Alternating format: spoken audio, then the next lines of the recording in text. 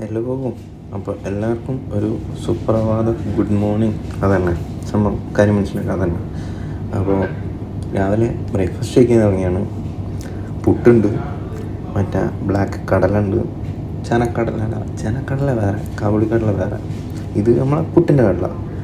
ഇതിന് ഇവിടെ ചിലർ ഹിന്ദിയിൽ കാലാച്ചന എന്നും പറയും. അതിന് ബ്ലാക്ക് കടല. അതന്നെ കാര്യം മനസ്സിലാവും. അതന്നെ സംഭവം.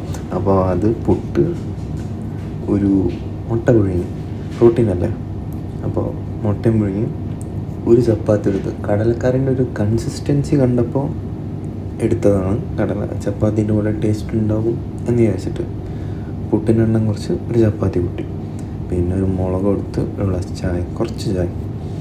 അപ്പോൾ അതന്നെ. അപ്പോൾ ചപ്പാത്തിയും കൂട്ടി കഴിക്കാൻ ടേസ്റ്റ് ഉണ്ടായിരുന്നു കേട്ടോ. ഞാൻ കഴിച്ചു നോക്കി, നല്ല ടേസ്റ്റ് ഉണ്ടായിരുന്നു. അങ്ങനത്തെ ഒരു കറിയാണ്.